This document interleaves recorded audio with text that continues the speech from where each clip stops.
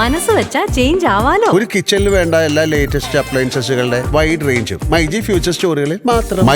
MyG future change ആകും, വേറൊരു range ആകൂ.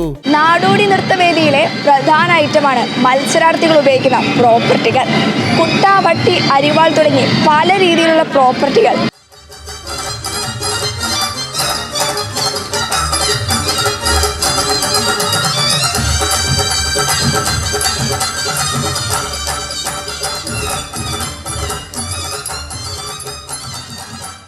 എൻ്റേത് ഒരു നാടോടി നൃത്തമായിരുന്നു. ഒരു പുതിയതായിട്ടുള്ള നാടോടി നൃത്തമാണ്. അപ്പോൾ ഒരു താമര എന്ന് പറയുന്ന ഒരു കുട്ടിയുടെ കഥ പറയുന്നതാണ്. ഇതിൻ്റെ ഒരു പ്രമേയം എന്ന് പറയുന്ന ആ ഒരു കഥയാണ്. അപ്പോൾ ഈ കുട്ടിയുടെ കയ്യിൽ നിന്ന് ഈ കുട്ടി ഇങ്ങനെ പാടത്ത് പണിയെടുത്തുകൊണ്ടിരിക്കുന്ന സമയത്ത് ഒരിക്കൽ ഒരു പൊൻവള കിട്ടി. അപ്പോൾ ജന്മിയുടെ അടുത്ത് വരെ ആ വാർത്ത എത്തി. അപ്പോൾ ജന്മി അത് പറഞ്ഞു, ഈ മണ്ണിന് എന്ത് കിട്ടിയാലും അത് എൻ്റെ സ്വന്തമാണെന്നുള്ള രീതിയിൽ പറഞ്ഞു. അപ്പോൾ അവളുടെ കയ്യിൽ നിന്ന് അത് മോഷ്ടിച്ചുകൊണ്ട് പോകാൻ വേണ്ടിയിട്ട് ജന്മിയും പടയാളികളും ഒക്കെ അവിടത്തേക്ക് എത്തി. അപ്പോൾ അവൾ ഓടി, പിന്നെ ആർക്കും കിട്ടണ്ട എന്നുള്ള രീതിയിൽ അവൾ അതിനെടുത്തൊരു കയത്തിലേക്ക് വലിച്ചെറിയാണ്. ഈ റാന്തൽ എന്ന് വെച്ചാൽ അപ്പോൾ ഇതൊക്കെ കണ്ടിട്ട് ഇവളുടെ അമ്മ ഓടി വരുന്നുണ്ട്. അമ്മയുടെ മനസ്സ് പൊട്ടി ചിതറുകയാണ്.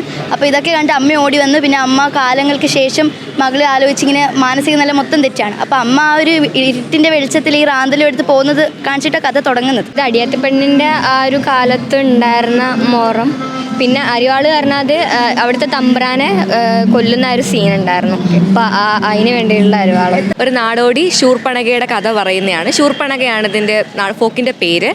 അതായത് ശൂർപ്പണക അറിയാമല്ലോ, രാവണൻ്റെ സഹോദരിയാണ്. പക്ഷേ രാവണനാണെങ്കിൽ ശൂർപ്പണകയുടെ ഹസ്ബൻഡിനെ കൊല്ലുകയുണ്ടായി. അപ്പോൾ ആ പ്രതികാരം തീർക്കാനായിട്ട് ശൂർപ്പണകയാണ് രാമനെയും ലക്ഷ്മണനെയും എരികേറ്റി വിടുന്നത് എന്നുള്ളൊരു കൺസെപ്റ്റിലൂടെ പോകുന്ന ഒരു ഫോക്കാണിത്. ഞാനിപ്പോൾ ഇതിൽ കുറത്തിയായിട്ട് ഞാൻ ശൂർപ്പണകയുടെ കഥ പറയുകയാണ്. അപ്പം കുറത്തി എന്ന് പറഞ്ഞാൽ ടിപ്പിക്കൽ കുറത്തിയുടെ വേഷമാണത്. അങ്ങനെ അപ്പോൾ കുറത്തിയാണ് കഥ പറഞ്ഞു പോകുന്നത്. അതുകൊണ്ട് കുറത്തിയുടെയാണ് വൈൽപ്പീലി.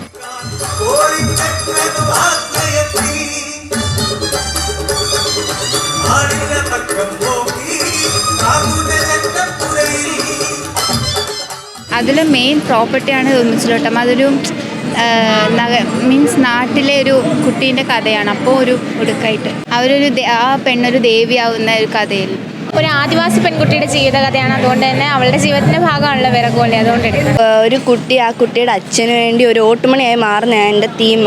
ഈ കുട്ടിയുടെ അച്ഛനോട് രാജാക്കന്മാർ പറഞ്ഞു, 10 ദിവസത്തിനുള്ളിൽ എനിക്കൊരു മണി ഉണ്ടാക്കി തന്നില്ലെങ്കിൽ തൻ്റെ തല വെട്ടുമെന്ന് പറഞ്ഞു.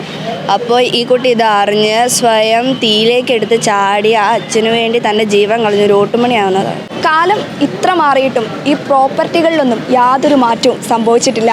ഒരു പക്ഷേ ഈ കലയെ ഇത്ര മനോഹരമാക്കുന്നത് ഈ പ്രോപ്പർട്ടികളായതുകൊണ്ടായിരിക്കണം ഇതിലൊന്നും മാറ്റം സംഭവിക്കാത്തത്. കലോത്സവ നഗരിയിൽ നിന്നും team movie world media. Al Azhar group of institutions, Perumpillichira, Thodupuzha. നിങ്ങളുടെ ഡിസൈനർ ഹോം എന്ന സ്വപ്നം യാഥാർത്ഥ്യമാക്കുന്നു. Sanbuild, designed by concepts. Change ആകണമെങ്കിൽ മൈജി തന്നെ പോണം. ലേറ്റസ്റ്റ് ബ്രാൻഡ് മൊബൈലുകളും ബെസ്റ്റ് ആക്സസറീസ്, ഒറിജിനൽ ബ്രാൻഡുകളുടെ വൈഡ് റേഞ്ച്.